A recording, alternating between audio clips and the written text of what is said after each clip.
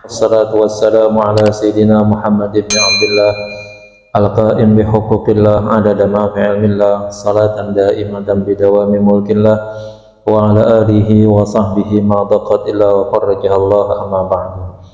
Qalu subhanaka la ilma lana illa ma 'allamtana innaka antal alimul hakim wa la hawla wa la quwwata illa billahil aliyyil azim.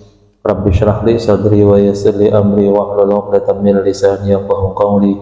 Rabbi shrah li sadri wa yassir li amri wahlul 'uqdatam min lisani yafqahu qawli. Rabbi shrah li sadri wa yassir li amri wahlul 'uqdatam min lisani yafqahu qawli bi jahi sayyidina Muhammadin sallallahu alaihi wasallam. Ila hadratin Nabiul Mustafa Rasulullah sallallahu alaihi wasallam wa hadrati ashabil kiram wa hadrati a'immatil arba'atil mujtahidin wa ila hadrati jami'a awliya'illahi ta'ala min masyariqil ardi ila magharibiha wa ila hadrati ghadatiz zaman wa awani wa sa'iri awliya'illahi ta'ala radhiyallahu ta'ala anhum thumma ila hadrati abaina wa ummahatina wa ajdadina wa jaddatina wa amamina wa ammatina wa akhalina wa khalatina wa ikhwanina wa akhwatina wa qarabatina wa jiranina man habba wa sana ilayna wa bil huquqi alayna wa nakhussu hasatan la hadrati musannifai kitab alladhi qara'nahu wa talawnahu al-mubarakah syai'un lillahi lana wa lahum al-fatihah. Bismillahirrahmanirrahim. Iyyaka na'budu wa iyyaka nasta'in.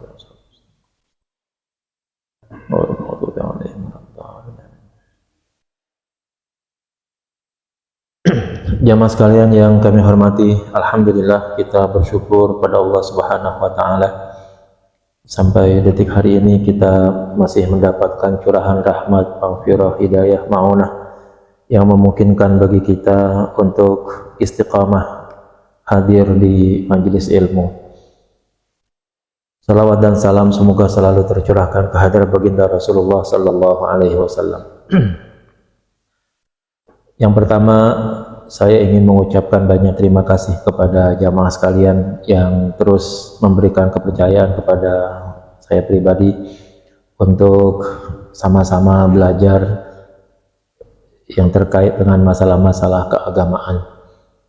Bukan saja sahabat-sahabat yang menuntut ilmu, tapi juga saya ikut menuntut ilmu melalui proses pengajian yang kita laksanakan di musala kita yang tercinta ini. Mudah-mudahan ilmu yang kita pelajari ya sedikit demi sedikit memang ya insyaallah akan ada manfaatnya bagi diri kita, karena tidak akan ada orang yang pintar sekaligus jadi begitu ya. Semua proses yang dialami oleh manusia itu selalu harus mengalami evolusi ya. Evolusi itu peristiwa yang terjadinya ya berurut, teratur, bahkan boleh dikatakan lambat, karena di balik adanya evolusi yang bergerak tersebut itu selalu ada takdir Allah ya, ada iradah Allah yang sangat memungkinkan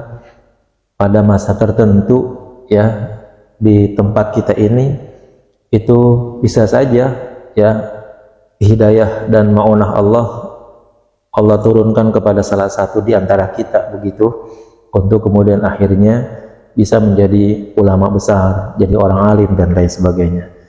Yang paling utama bagi kita sekarang adalah mau berbuat, mau bergerak begitu, mau melaksanakan. Setelah itu semuanya kita pasrahkan kepada Allah Subhanahu wa taala. Karena jangankan 10 tahun, 20 tahun yang akan datang, besok hari aja kita sulit untuk mengatakan apa yang ada kejadiannya. Ya saya sendiri banyak banget tuh ngalamin kayak begitu ya. Berencana malam hari ini, besok ingin melakukan ini gitu misalnya. Itu seringkali gagal karena tiba-tiba aja ada pekerjaan yang lain yang bahkan justru datangnya di detik-detik terakhir kita melakukan sesuatu yang kita rencanakan begitu. Ya kayak tadi pagi saya mau melaksanakan sesuatu untuk kegiatan kampus begitu, karena memang harus dikerjakan di rumah. Tiba-tiba saja ya kerjaan yang lain harus dikerjakan dalam waktu yang sama juga.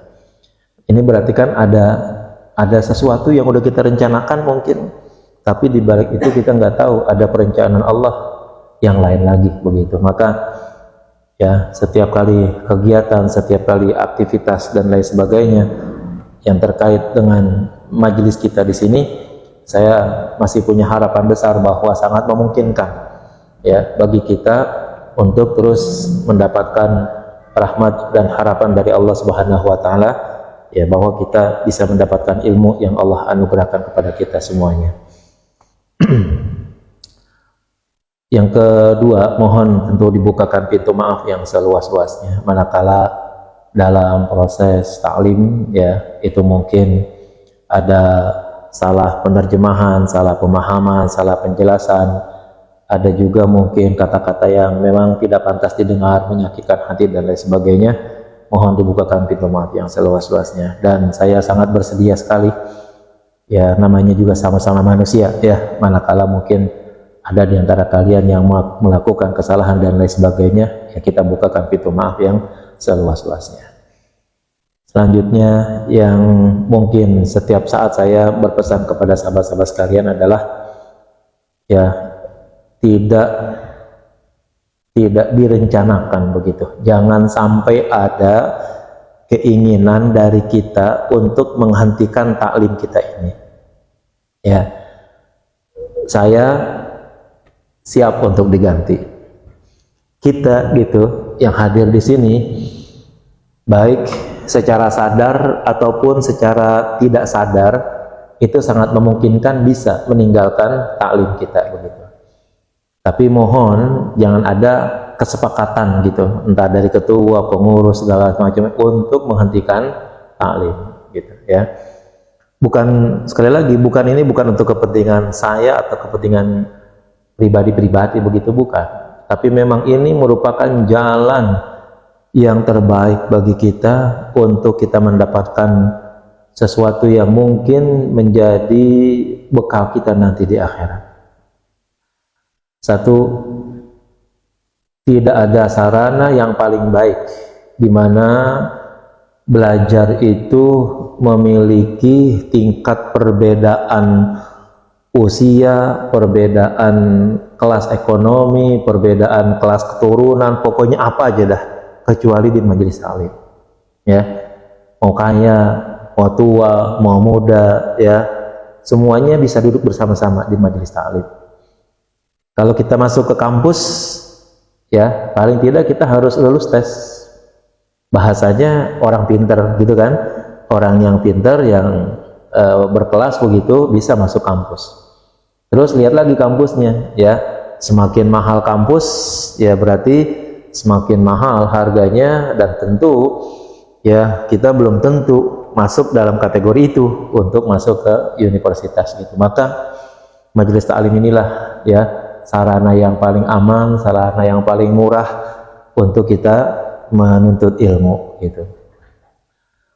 Jadi melalui ya jalur ini Allah mengatakan kepada kita, mayuridillahu bihi khairan yufaqihu fiddin, ya.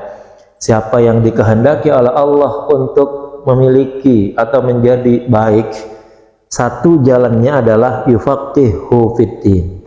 Ya, Allah akan memahamkan, memberikan pemahaman kepada orang tersebut ya untuk menjadi orang yang paham terhadap agama. Jadi indikator orang baik bukan dia kaya, ya, bukan dia anak keturunan siapa, ya, tapi indikator orang yang baik menurut tadi ya mayuridillahu bi khairan yufaqihu fiddin, itu adalah orang yang paham tentang ilmu agama. Baru kalau orang bisa dan memahami ilmu agama dengan baik, disitulah ada nilai-nilai khairannya, ya, ada nilai baiknya. Di luar itu udah nggak ada jaminan, ya. Ilmu apapun harus selalu diwarnai dulu dengan fiddin, yufaqihu fiddin, baru punya nilai baik. gitu ya.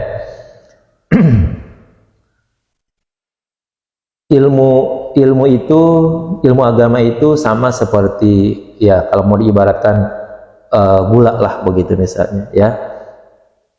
Ada teh, orang boleh suka teh yang pahit ya, tapi mungkin nggak nyaman kali begitu ya. Nggak semua orang suka teh pahit. Untuk merubahnya menjadi teh yang lebih enak, maka gula berfungsi ya untuk menjadikan teh itu menjadi lebih nyaman dan lebih enak dimakan. Semua teh ya dengan berbagai macam cap-capnya itu tuh ya, itu sangat memungkinkan enak dimakan dan diminum dengan bentuk yang pahit. Tapi yakin teh manis itu lain harganya, lain rasanya begitu ya. Apa? Ilmu agama ya, itu mempengaruhi nilai baik kalau begitu ya. Orang pintar matematik tapi pintar ilmu agama jadi bagus. Sama teh botol tidak enak rasanya kalau pahit, tapi pakaian gula jadi enak rasanya. Ilmu matematik baik, tapi belum tentu orang senang. Coba poleslah dengan ilmu agama, maka akan menjadi baik. Ilmu apa aja pokoknya, ilmu matematik, ilmu seni, ilmu ya yang ada di dunia ini, termasuk mungkin yang berkait dengan permasalahan senjata, bom atom dan lain sebagainya. Kalau dibalik orang yang berbuat itu ada ilmu agamanya, maka ya ilmu tentang bom atom itu akan menjadi baik. Tapi kalau ilmu tentang bom atom itu dipegang oleh orang yang tidak beragama, ya udah jadi alat pembunuh jadinya nantinya. Tapi kalau ilmu tentang atom itu dipegang oleh orang yang beragama, sangat memungkinkan dia akan mengubah tenaga atom tersebut untuk diolah bagi kemaslahatan dan kemanfaatan manusia. Bagi yang tidak ada agamanya, yakin bom atom atau tentang atom tersebut akan digunakan sebagai alat untuk penghancur bagi manusia. Karena itulah yang dia pikir tentang kebaikan bom atom itu. Tapi orang yang beragama, ya yang memiliki pemahaman tentang agama tidak bakal dia menggunakan ilmunya untuk membunuh, tapi malah untuk menjadi kemaslahatan. Jadi semua ilmu kalau ditempelin dengan ilmu agama itu akan menjadi rasanya menjadi baik. Sementara ilmu agama sendiri dengan sendirinya memang udah menjadi baik menurut pandangan Islam seperti itu. Nah, maka tidak ada jalan lain bagi kita untuk menjadi khairan, memiliki khairan, menguasai khairan. Man yuridillahu bi khairan itu maksudnya itulah yang kemudian kita harus memahami ilmu-ilmu agama. Itu yang pertama. Yang kedua, kita mungkin sudah bergenerasi keberapa ini ya. Seingat saya dulu kalau tidak salah di sini dulu ada suaranya itu Kiai Marzuki ya pernah ngajar sini. Kiai Sofi juga pernah di sini ya. Ya mungkin teman-teman yang sekarang belum tentu ngikut kali itu pada waktu itu ya. Yang dulu ngajinya sama Kiai Marzuki jangan-jangan udah ada yang meninggal kali itu ya. Ya yang ngaji sama Kiai Sofi juga jangan-jangan udah ada yang meninggal juga. Rasulullah mengatakan kita juga harus menjadi seperti ini, katanya, man sanna sunnatan fil islami sunnatan hasanatan falahu ajruha wa ajru man amila biha min ba'dihi min ghairi ayyan qusa min ujurihim syai'a. Siapa saja yang menjadi penegak kebaikan, menjadi pionir kebaikan, sunnah hasanah ya, maka dia akan mendapat pahalanya secara pasti itu dapat ya, dan mendapatkan pahala dari orang yang melanjutkan hasanah tadi tanpa dikurangi sedikit pun hasanah-hasanahnya, pahala-pahalanya tadi ya. Sampai kapan? Bahkan Nabi bilang sampai hari kiamat. Artinya begini, kita mulai saja dah dari kita sekarang ya. Kalau kita sekarang menjadi penegak penerus kebaikan, nih ta'lim misalnya di sini ya, maka setiap kali kita hadir di majelis ini pasti mendapatkan pahala ya, pasti mendapatkan pahala. Lalu sangat memungkinkan kita namanya manusia ya, emang umurnya terbatas, ajalnya terbatas, mati ya. Nah, ketika kita mati, orang masih melanjutkan nih pengajian kita, maka kita yang sudah mati karena dulu sering hadir di majelis ini, kita dulu pada waktu hadir dapat pahala, tapi kalau nanti kita udah mati, orang lain yang akan ngirimin pahala dari tempat ngaji ini. Ya, satu orang mati, yang hadir ada berapa nih? Ya, 20 orang. Anggap setiap satu orang dapatnya 100, ya kan? Maka 100 pahala itu dikirimkan ke teman-teman kita yang udah mendahului kita. Kita begitu juga. Kalau kita meninggal dunia misalnya, pengajian ini masih dilanjutkan, teman-teman kita yang hadir itu akan ngirimin pahala ke kuburan kita. Kan enak jadinya, ya. Usahanya udah selesai, tapi untungnya masih jalan. Itu begitu. Usaha yang kayak begitu tuh yang bagus, ya. Itu yang Nabi katakan, man sanna sunnatan fil islami sunnatan hasanatan falahu ajruha wa ajru man amila biha. Apa sekarang tuh pahalanya? Pesan Nabi kepada Abu Dzar, ya, dikatakan, ya Abu Dzar, la anta dua fatata'allama babam min kitabillahi, ya, khairul laka min antusalliya mi'ata raqatin. Wahai Abu Dzar, kalau kamu berada di satu hari, datang hari yang baru bagi kamu. Satu hari berganti hari, ya, Minggu berganti Senin, Senin berganti Selasa.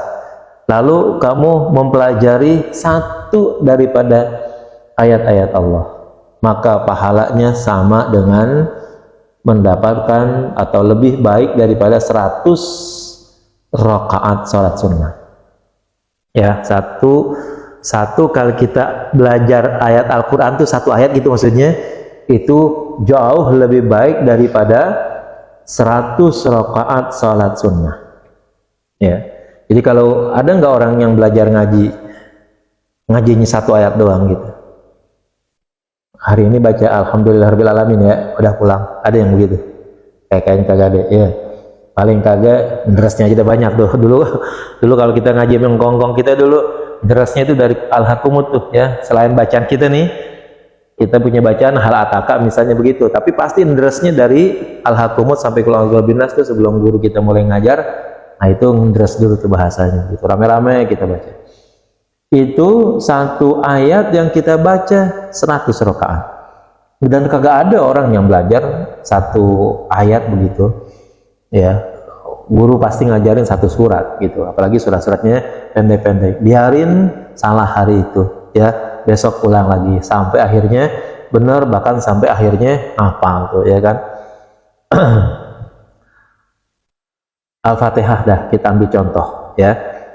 Di dalam Al-Quran dinyatakan itu sab'ul mathani, ya, 7 ayat yang berulang-ulang. Menurut madhab Syafi'i, 7 ayat yang berulang-ulang itu dari Bismillahirrahmanirrahim sampai waladhdallin gitu, ya. Nah, kalau kita mempelajarinya nih 7 ayat dari Bismillah sampai waladhdallin itu 7 ayat, tinggal kita kalikan tuh, ya, 7 kali 100 rakaat, ya.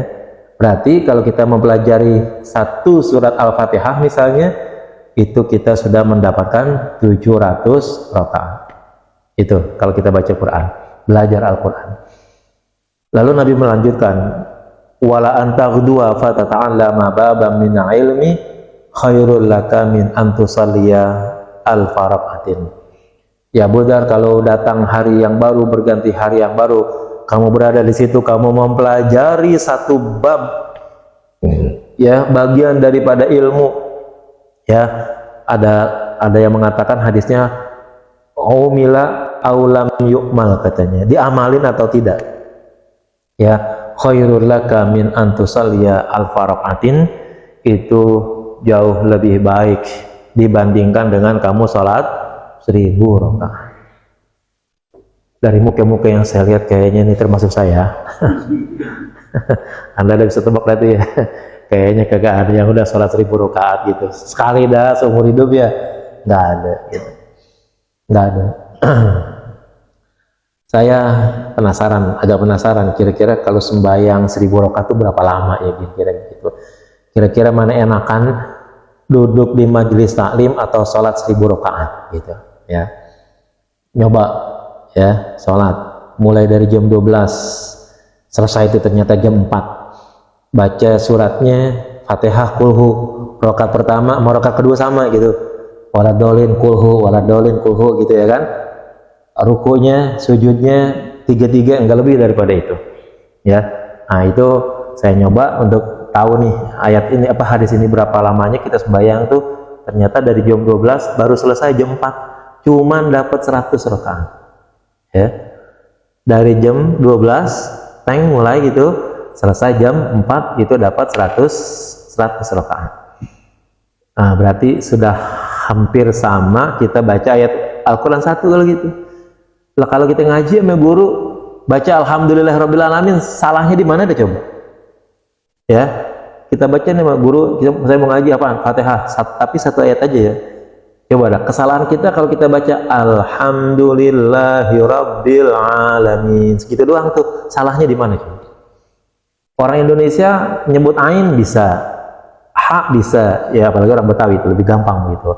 Jadi nyebut ha bisa, alhamdulillah juga bisa kalau dilatih gitu, walaupun itu bukan dalnya orang Indonesia begitu ya.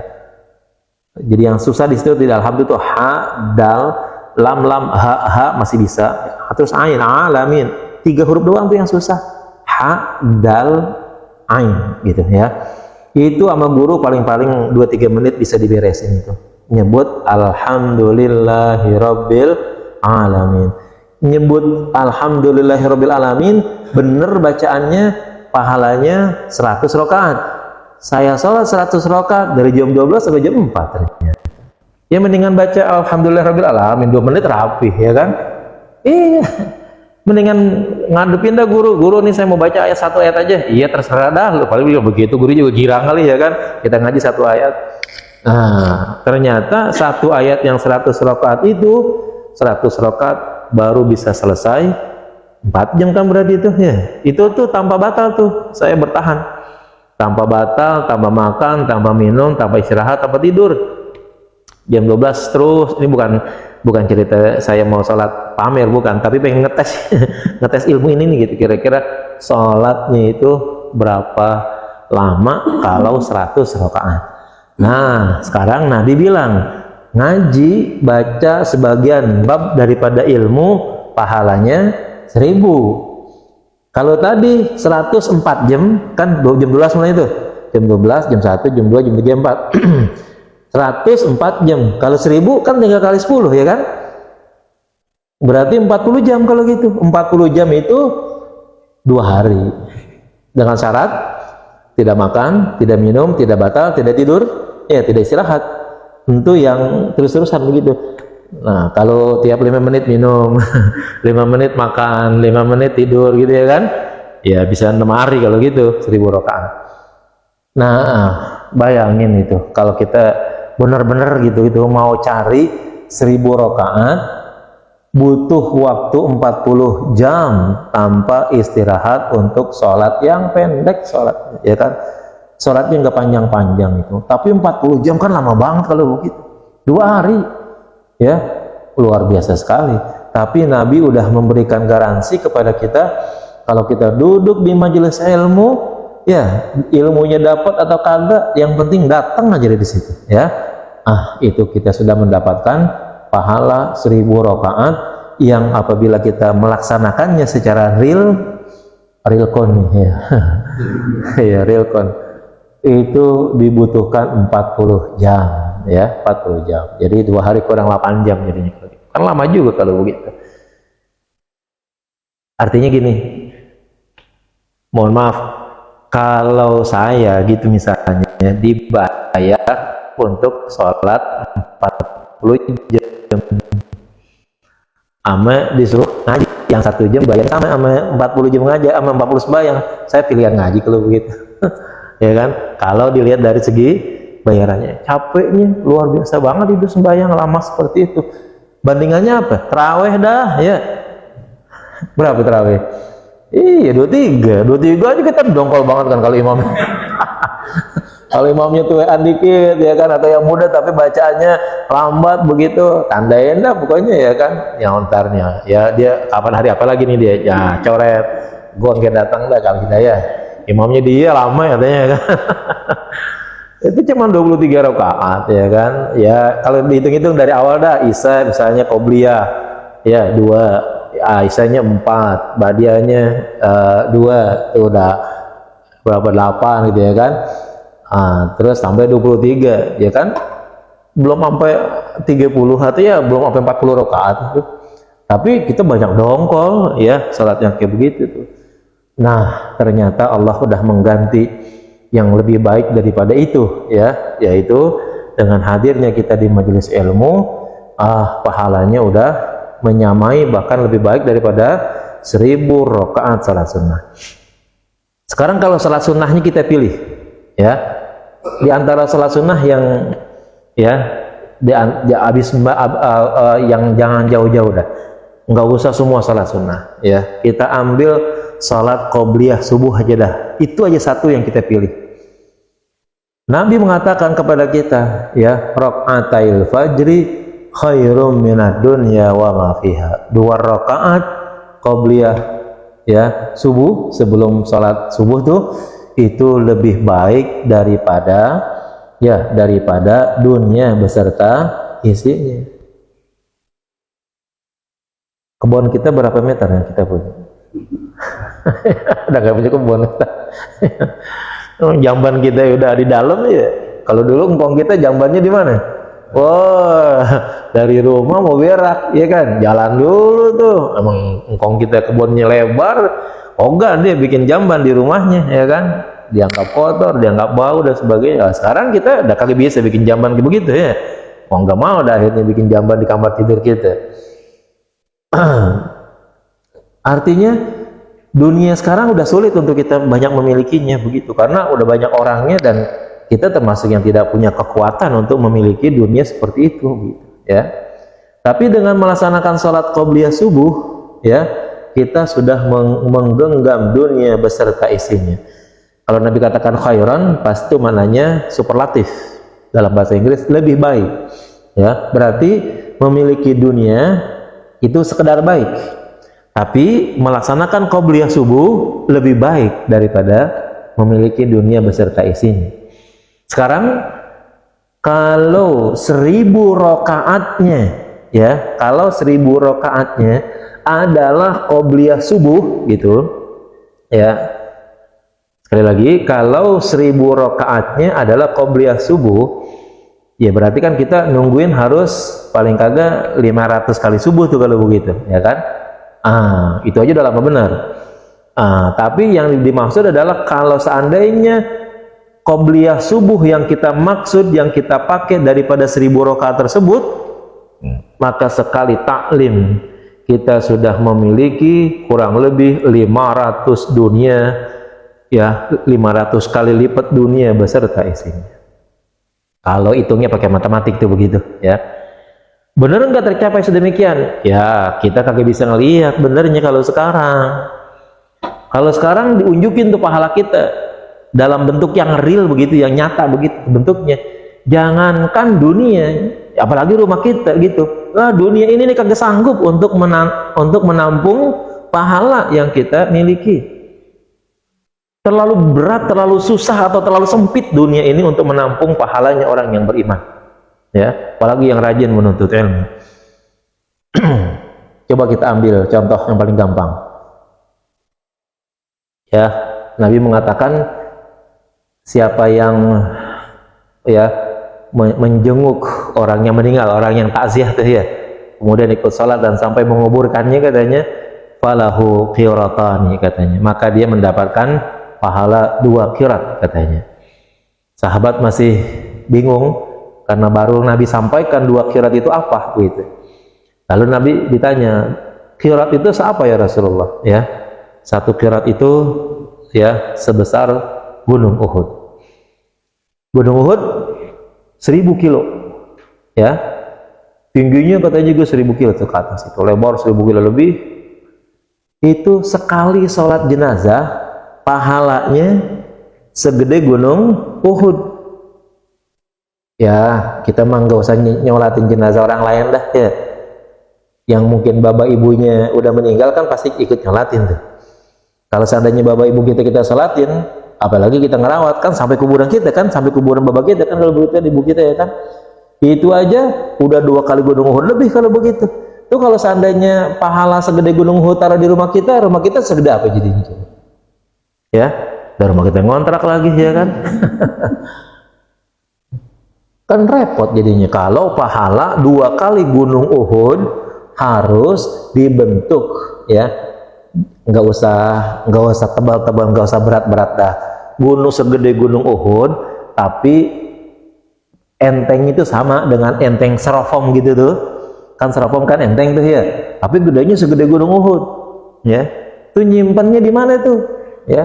Baru kita nyolatin baba dan ibu kita aja, ya, udah seberapa banyaknya, ya. Lebih-lebih kalau kita udah, ya, puluhan kali teman kita, ya, orang tua daripada teman kita dan lain sebagainya, kita udah salat jenazah berkali-kali.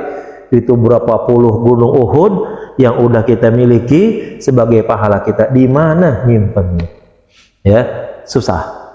Begitu juga pahala kita yang memiliki, ya, dunia beserta isinya. Kalau kita ngaji seperti ini dengan patokan salat subuh, qobliyah qobliyah subuh 2 rakaat, maka dunia beserta isinya itu mau taruh di mana kalau begitu. Tapi memang dunia bukan tempat untuk melihat pahala, ya, melihat pahala nanti di akhirat. Tapi yang pasti bahwa ngaji inilah yang terus, ya, pahalanya ngalir. Tadi udah dijelaskan itu, ya.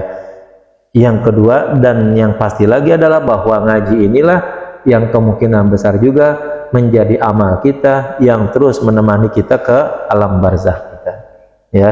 Yatba'ul mayyita salasah, ya, yang ngikut mayit ke kubur itu ada 3, ya. Ahluhu wa maluhu wa amaluhu, keluarganya, hartanya, dan amalnya. Fayarji'u usnani wa yabqa wahid, 2 balik, ya, yang tetap adalah 1. Fayarji'u ahluhu wa maluhu, maka yang kembali adalah keluarganya dan hartanya. Wa yabqa amaluhu, dan yang ngikut ke dalam kuburannya adalah amalnya. Nih ngaji kita nanti akan ngikut tuh ke alam barzakh bersama kita.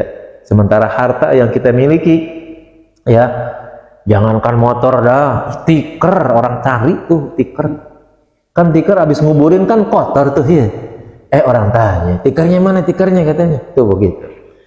Berapa mahalnya sih stiker pandan? Ya. Kalau itu bagian daripada harta, masih kudu dibawa pulang.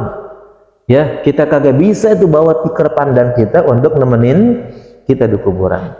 Sampai segitunya tuh, ya. Harta yang remeh pun harus pulang. Apalagi kalau kita punya motor, punya mobil, balik semuanya itu. Nah, amal-amal kita lah yang terus menemani kita sampai ke akhirat kelak. Maka saya mengatakan, ya, jalan yang paling ringan, jalan yang paling enak sebenarnya itu adalah ngaji untuk mendapatkan pahala yang besar di hadapan dan di sisi Allah Subhanahu wa taala. Kalau kita membaca kitab-kitab yang para alim ulama terangkan bagaimana hadis-hadis Rasulullah yang menjelaskan tentang fadilah menuntut ilmu, sangat luar biasa sekali, ya.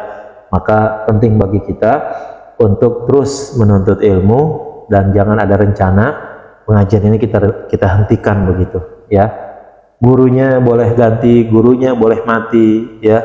Jamaahnya begitu juga, ya, boleh ninggalin mungkin karena rumahnya pindah, ikut mertua, ya kan, atau tugas dan lain sebagainya lah, pokoknya yang menjadikan berhenti ngaji. Ya, orangnya boleh berganti, orangnya siapa saja bisa berpisah, tapi pengajiannya jangan dihentikan. Siapa saja nanti bisa berganti bertanggung jawab dan melaksanakan pengajian tersebut, dengan harapan, ya, orang-orang yang terus melanjutkan kita itu akan mengirimkan pahala-pahala yang mereka dapatkan karena kita udah menjadi, ya, penegak sunnah yang mansanna sunnatan hasanatan.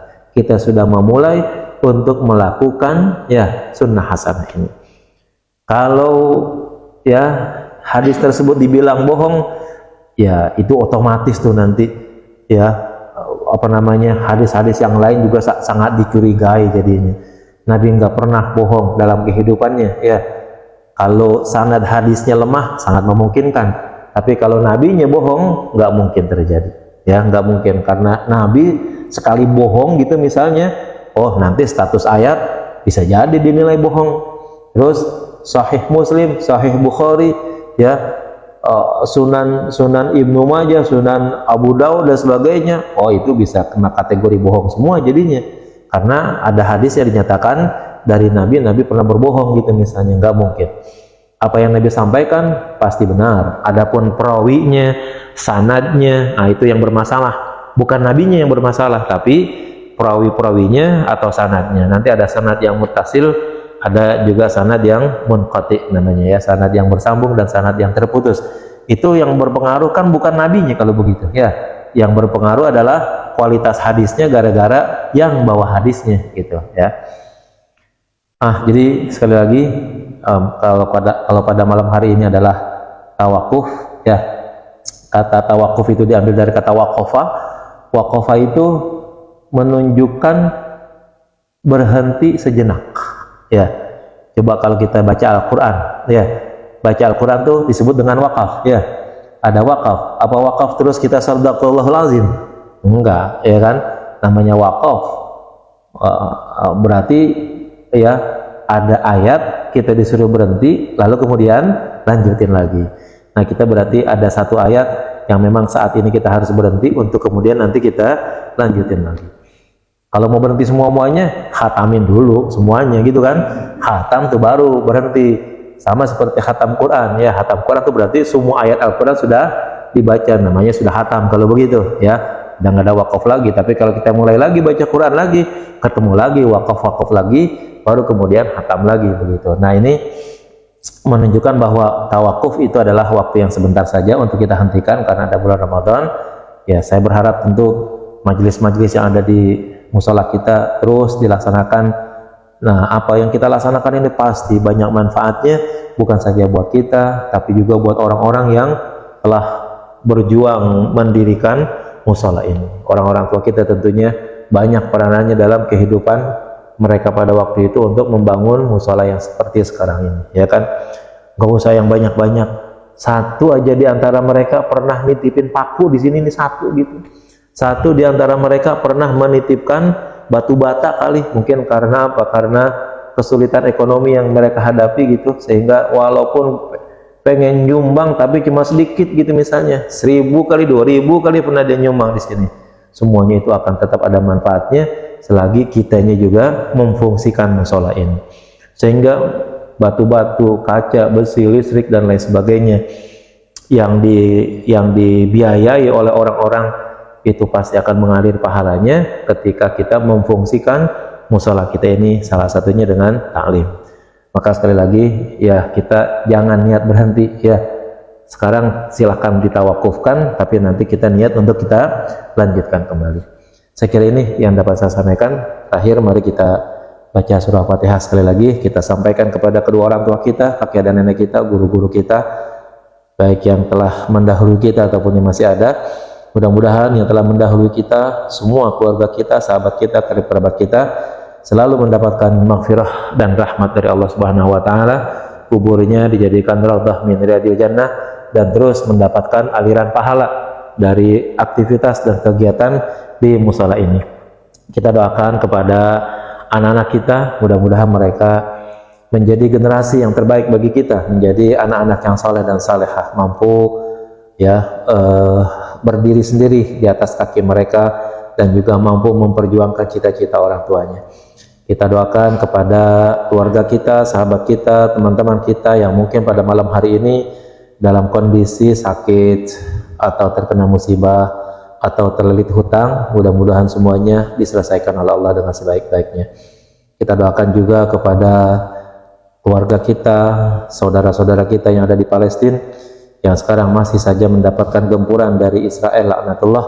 Mudah-mudahan Allah jaga mereka, Allah menangkan perjuangan mereka, dan Allah berikan pertolongan bagi mereka.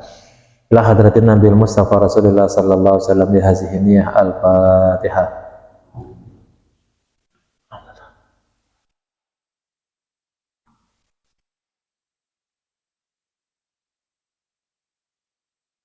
Bismillahirrahmanirrahim. Alhamdulillahirabbil alamin. Allahumma shalli ala sayyidina Muhammad wa ala ali sayyidina Muhammad.